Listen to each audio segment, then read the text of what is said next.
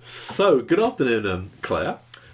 Lovely you could join us here, and I wonder if you could just maybe tell us what your job's all about.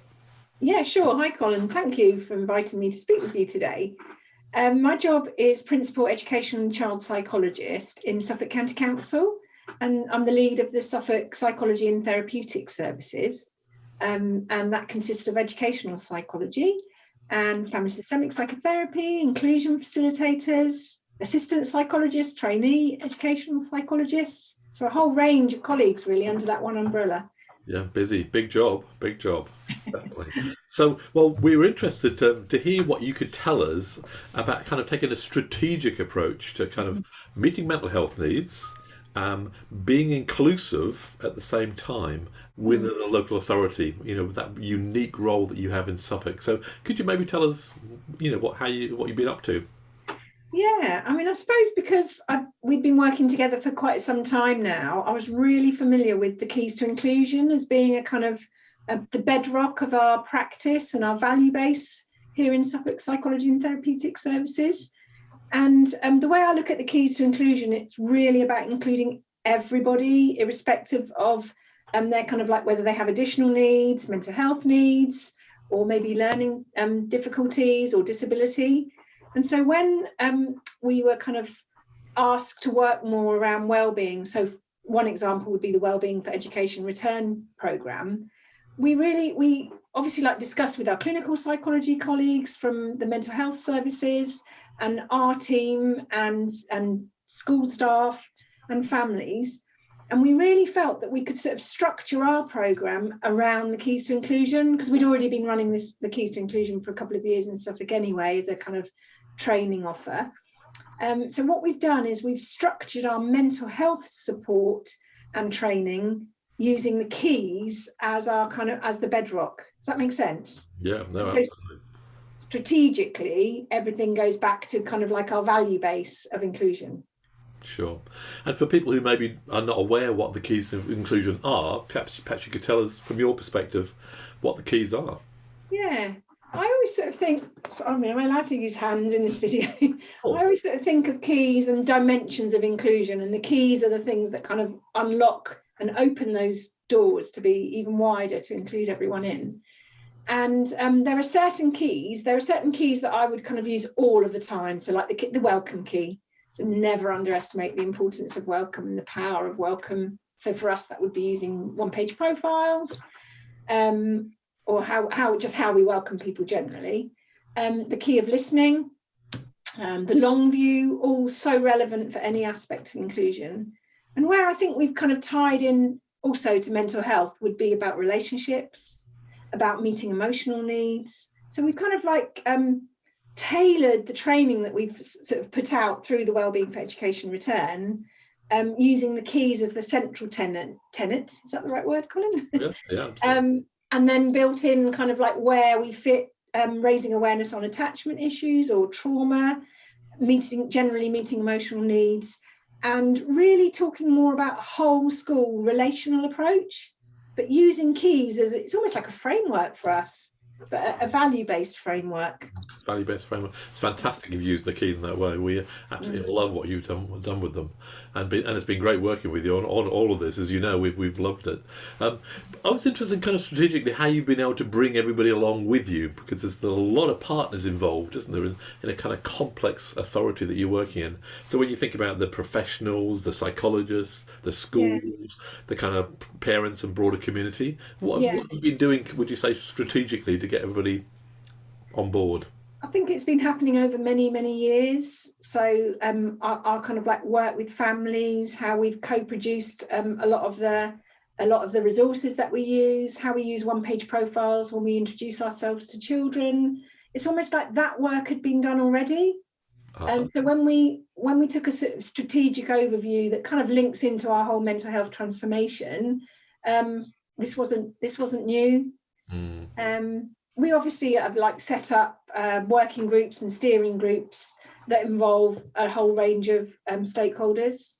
One example would be one angle of our work around wellbeing has been around emotion-based school avoidance. Uh-huh. And so we've set strategically, we've kind of we've listened to schools and families, and they've said, actually, this is a really big issue for us that sits in that sort of context of supporting emotional well-being, and set up kind of task and finish groups, where we kind of like work with a much wider range of stakeholders, so children, families, young people representatives, focus groups, and kind of like pulled all that information together. But to me, that was still all under this umbrella of well-being and education that's built on that bedrock of keys to inclusion. So it kind of made sense strategically, or it's, like I said before, I think a framework. So in tackling mental health and inclusion, you seem to have gone in different ways. Don't you? So you've got a raft of training, as I understand it. You've given people access to some mental health. Well, this very mental health bundle. People have access to some of the other courses. And then zoomed right in on emotional-based school avoidance in that really sort of detailed way, right in that space. Well, I think that came from, so basically we asked schools first what they felt they needed training and support in, and at the kind of beginning of the pandemic, and we looked at all the returns, and the returns gave us several core messages, really. So that some of the messages was around sharing information, and they wanted one place. So we set up the Wellbeing and Education Suffolk County Council site, and as a team of psychologists, it was not relevant really whether the work had been developed by clinical psychologists or educational psychologists. What was relevant was that it was kept in one place and explained coherently. And then what we did is we looked at what schools had said their training needs were. And when I analysed and did a kind of thematic analysis of what the topics were, they all fit into keys to inclusion. And so that's why we chose to kind of wrap it around that package. And we'd given keys to inclusion as a training offer over the last 2 years anyway to special needs coordinators.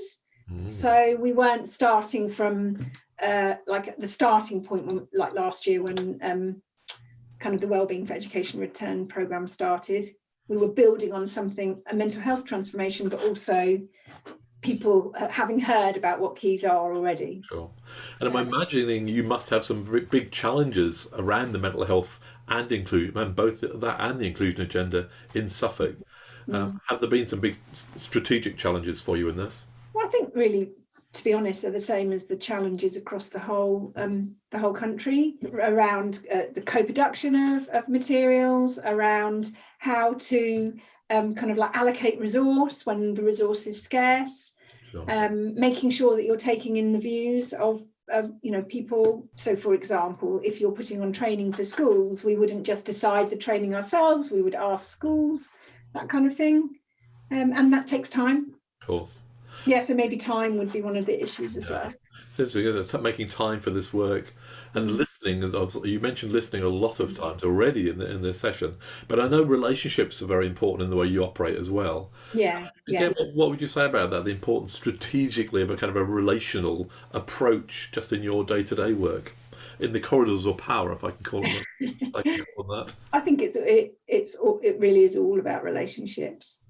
And connection, and that has been a challenge obviously when we've had to work more in a digital kind of world. I just always think relationships are important and central, and I think it's about understanding each other's position, in the sense that it is easy to misunderstand when the language in different departments is different. So the building relationships and talking and coming to that shared understanding has been important. Yeah, absolutely. Now, any advice for other strategic leaders from other parts of the country or the world, for that matter, listening to this, and kind of interested to know what do we do really if we want to build a strong strategy around inclusion, but particularly with mental health in mind? What would your main advice be for them? I often talk about viewing and doing, so being very clear about the value base that sits underneath your doing. I always do this filming. Filming, as in you can see what I'm doing, but you can't always see the values. So I suppose strategically, I always start from being clear about a value base and be clear about the outcomes that you're hoping to achieve. And then the doing will sort itself, will follow. Yeah. I don't know if that makes sense, Colin. Well, I think it kind of does. So if you've got your heart in the right place, your head kind of follows on, and then your actions follow accordingly. Yeah, but you'd always be checking back. Does this relate to my value base? Yes. Is this person-centered? Have I asked the right questions? what are the right questions, Yes. all those kind of things, and having a framework. I suppose for me as a psychologist, I probably would um, be quite drawn to having a framework, but to me the keys gave a framework. Sure. That's easy to remember, Uh-huh. if that makes sense. So Yeah. scaffold. To see it, hold the values, do it, but have Yeah. a kind of framework to guide you along. That would be your best advice, really, to kind Yeah. of anybody watching this. Yeah, a value-based framework, and for us that was keys.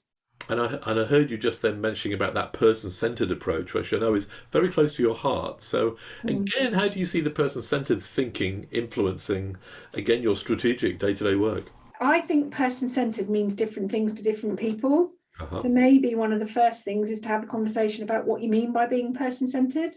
Sure. And to me, it is about having that unconditional positive regard, and kind of like having that checking back. Is this respectful to people?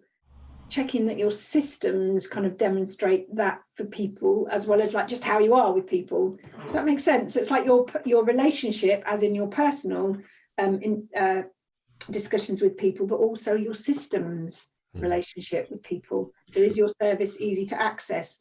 Does your service offer a welcome, not just you as a person? Yeah, so basically every aspect of what you're trying to achieve, Yeah. relating it back. Is it person-centered? Is it respectful? Is it working that we're working with here? Yeah, and that's what we're endeavouring to do all the time. And so we're kind of always checking back and being very outcome focused. Sure. So what are you trying to achieve from this piece of work or from this activity? So I suppose you must spend a lot of your time developing other people's skills in this area, supporting them, but also challenging them maybe when they're not person-centered. Do you find yourself having to do that as well? Yeah. I mean, in a sort of supportive way. So it might be about having conversations. We very much sort of promote the reflective practice. Sure. And often you sort of set out with really good intentions of being person-centered, and sometimes maybe things don't go quite the way you expect them to, or the time pressures are immense, or the system is really difficult to kind of fit a person-centered model into if you're working in a very kind of a system that has historically been quite medical model. So as a psychologist, the model might have been set up as a psychologist, you come in as an expert and gift us with your advice, whereas actually you might be wanting to work in a slightly different way. So reflective practice has been really, really important. Sure. And I think that with the person-centered planning techniques and ways of working, I always think of them as a process and a practice. Sure. That evolves and that you need to reflect on and have those kind of discussions. Yeah, lovely. And then perhaps finally, maybe what your perspective on inclusion is, just as a kind of a way of bringing it to a close, because you know how passionate we are here at Inclusive Solutions about the pursuit of inclusion and inclusive education. Yeah, and I think that's, again, it's about, well, for me, it's about being clear what kind of vision or what stance I'm taking. So the stance I would take is all means all. So we're talking about working in a context where my belief would be I would want to support everyone to be included in all aspects of life. So I suppose it depends what activity I'm taking part in, but I would always come from that premise. And then be listening to others. Everyone is coming from a slightly different angle, and so I do try so hard to listen to other people's perspective. Sure. And kind of work with them really. But my starting point would be, I believe, I'm talking about inclusion for everybody in ordinary, meeting their ordinary needs as well as any special needs. Sure. And as much as possible in ordinary schools, I'm guessing, would be where yeah. So our work is mainly, obviously there's a whole range of different school settings. A lot of our work is about supporting inclusive practice, and that is our starting point. Sure. When you have a training session, it's really important that you look back and reflect on the things that have been raised in the training session. Sure. So to me, to have keys and then to have access to the self-paced learning has been a really important part of our current work together.